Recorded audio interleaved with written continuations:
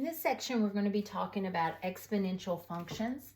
So if you'll follow along in the handout, you'll see that this is the new shape that we're studying, for example, 2 to the x, but it could be any base. As you see, an exponential function is the form f of x or y equals some a to the x.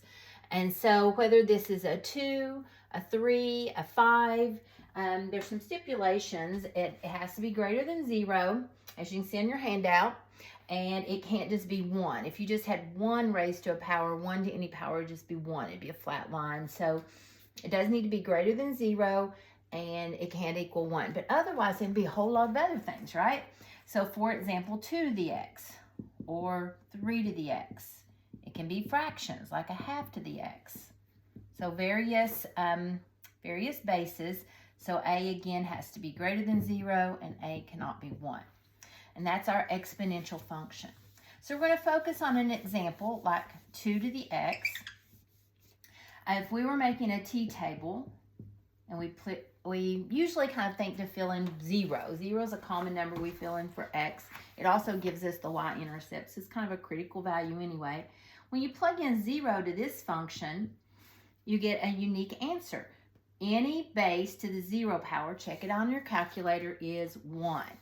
So whether this base is 2 or a million, any base to the 0 power is 1. So that actually makes the pivotal point, or the critical point, pivotal point, standard point for this exponential function. Now when I plug in 1, 2 to the first is 2. That's another common point we'll see in all exponential functions. 1a. When you plug in 1 for x, you get just that number. All right, now let's plug in something else. Like 2 to the second is 4, 2 to the third is 8, 2 to the fourth would be 16. So it gets tall pretty quickly. It's exponential. You've kind of heard the phrase maybe something is growing exponentially. And that's kind of our phrase to say something's growing quickly. It's going up quickly. And that's what we can see here on this graph. At 0, 1, at 1, it was up 2. At 2, it was up to 4. That's similar to our parabola up to that point. But then it's different. When you get to 3, 2 to the third is all the way up to 8. 2 to the fourth all the way up to 16. So it grows quickly. And that's just with a base 2. So with a base 3, even go up quicker. The bigger the base, the quicker the growth, the quicker the curve. So we can see that here. What about negative numbers? If I plug in -1, to the -1 would be 0.5 or a half. So on this side, it's the smaller values. -2, if I went back -2, it would be a fourth. -2, -3 would be an eighth, and so on. So it gets infinitely close to 0, but never touches it. So some things to know about the exponential function is the x-axis is an asymptote in its standard form. Again, the parent function form we talk about without the shifting rules apply. 0, 1 is its pivot point or its standard point that you can plot, again, without it shifting in its standard form.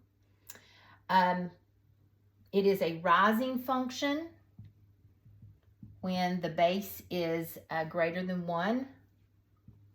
So it has a positive slope. When the a value or the base is greater than 1, we can see if we put our marker on that, we consider that an increasing slope.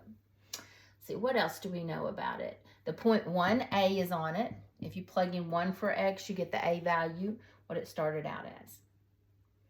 Now if I did another example like y equals 3 to the x, you would find it looks very similar.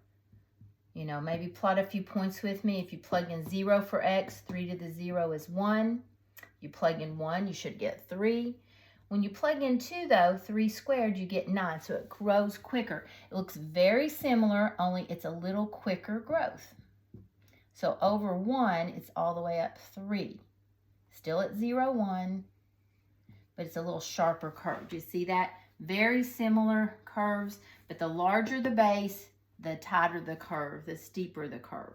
So just like when we did our shifting rules, that's like the multiplier effect. The bigger the base, sort of like the multiplier did, the sharper the curve or the steeper the curve. It's more narrow. Now, if it starts out as a negative variable, let's see what happens there. That's on our next page. Let's say we had the fraction base, 1/2 to the x, which is the same thing as saying f of x or y equals 2 to the negative x. Now, you might see it listed either way in your homework or in your book. These are equivalent statements. You know, whenever something is raised to a negative exponent, it flips the base, so 2's reciprocal would be 1/2. So this is equivalent to that. Well, if you make some t-table values, let's do that. When we plug in 0, same thing. Anything to the 0 is 1. Even the fractions to the first power, that's still 1. Check it on your calculator. Either form, you can check that. When we plug in 1, we should get the base, 1/2. We plug in 2, 1/2 squared would be 1/4, and so on. And if we plug in the negative numbers, like -1, 1/2 to the -1, we'll flip that and make that 2/1 or 2. So what happens is it comes down this way instead. So it's the same old curve, kind of like a parabola is the x squared curve. So now we're getting used to another type of curve. This is the curve you should expect, the exponential curve with a base raised to the x exponent. It looks like this same curve. When it's a positive x, it's a rising curve. When it's a negative x, we could write that as that. If it's a negative x or a fraction base, either way you see that, it's a decreasing curve. Do you notice if I put my marker on it, now it's a decreasing curve. It's going downhill or decreasing on all of its domain for the whole curve. So this is, only difference is it's decreasing. It's flipped about the line, about the y-axis. It's flipped about the y-axis or reflected over the y-axis, and it's coming downhill, still going through the point 0, 1. So those are our basic exponential functions. That is it, and that is all. After that, we just do some shifting of these using our shifting rules, but that's the base thing to know about them. Also, practice using your graphing calculator, putting that in your graphing calculator and examining it there as well. Okay, so if we had this example, graph f of x equals 2 raised to the x plus 3. This would be a shifting of the base graph to the x. It's the one we see above. This is a horizontal shifting. You do the opposite when it's grouped with the x. We've learned that if something is adder subtracted onto the x, meaning that it's in the action of the x like we see here, or in a parenthesis, or in the denominator, under the radical, somehow attached to the action of the x, so it's in the exponent of the x, then that is a horizontal shift. So we do the opposite, so it'll be left by 3 places. That again is a horizontal shift, so we would take our pivotal point 0, 1, move it back 3 places, and the graph would look something like that. The domain is unchanged. It's still negative infinity to positive infinity. And actually the range is unchanged. By the way, the range on these is parenthesis 0 and on up in its standard form. But even with the left-right shift, that did not change. It's still same deal as far as where it's at vertically. The horizontal shift did not change that. Okay, let's look at another one. F of x equals a negative 2x minus 4. Now, I said the a value could not be negative, but this is not the a value being negative. This is a -1 multiplied onto the a value of 2. If I wrote -2 raised to the x, that would be messing with the rule. You cannot have a base, the a value can't be negative raised to the x. So we don't do that. But this is not that, right? This is just a -1 multiplied, and 2 is the only base. If the negative is part of the base, it'll be in a parenthesis to denote that. So it's not, it's just a negative multiplier. And we know negative multipliers on the front of our functions flip it upside down. So this will be reflected about the x-axis. So where it would have looked like that, it's flipped upside down. Instead of going through 0, 1, it's 0, -1, okay? But then I've got to shift that. So then, and you can do the shifting first and then the flipping, or vice versa. It does not matter, but this is going to be a shifting of right by 4. If the, again, like the last example, if you got something added or subtracted onto the x, the action of the x, like here it's in the exponent, you do the opposite. So this is going to go 1, 2, 3, 4, and then, so it's going to look something like that. So it moves the pivotal point over, and we can figure out that point.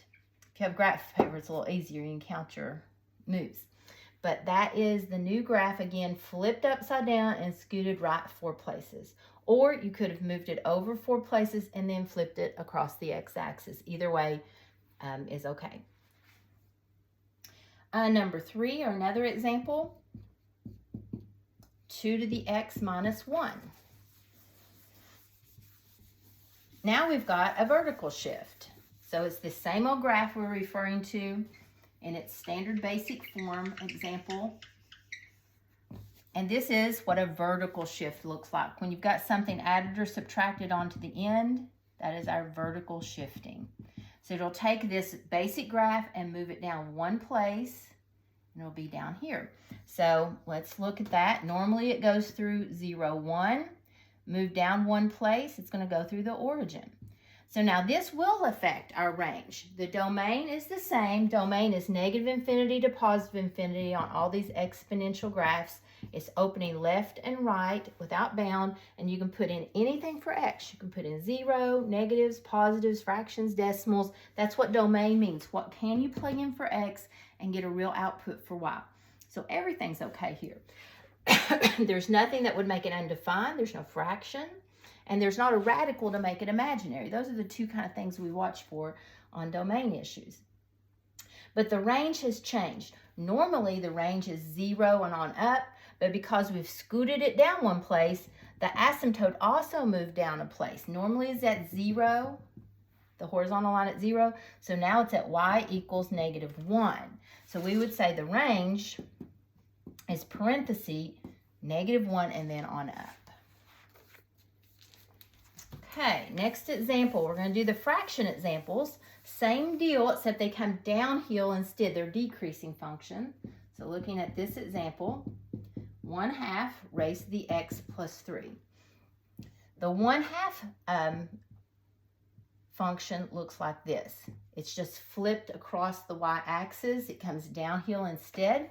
So that would be 1/2 to the x, but then we're going to shift back 1, 2, 3. It'll look something like that. The domain and the range are unchanged. These horizontal shiftings are not affecting any of our domain and range on these, you'll notice. Okay, next example, f of x equals -0.5 or -1/2 x and then plus 2. So we take the basic graph, 1/2 to the x, we said looks like this. In its basic form, it goes through 0, 1. It's going to be flipped upside down because of the negative sign, like we've seen before, a negative in front of it, not in a parenthesis, mind you, but it's just a -1 multiplier, flips our graphs upside down. So upside down, and then we're going to shift it. That's an up 2 places. That's a vertical shift. You can flip it and then shift it, or vice versa. I'm going to flip it upside down first. It's going to look like that when it's reflected upside down, and then shift it up 1, 2. So it's actually going to be right there, isn't it? And that would be our shifted graph. And again, I encourage you to check that out in your graphing calculator. As always, use that technology, as well as following along with doing it by hand. All right, the next note, we're going to talk about the value of E and how we're going to be using E in this chapter. It says many of our applications in finance and natural sciences use the base E. Okay, we call it exponential E, and it is about 2.71828. It never actually repeats and it never terminates, like pi in that way. It's exponential E.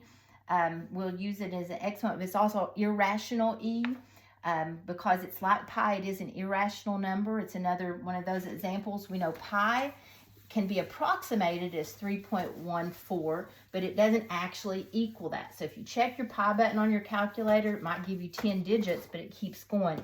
E is like that as well. So let's all find that on our calculator, and I'm going to come back to that in the next video in just a minute.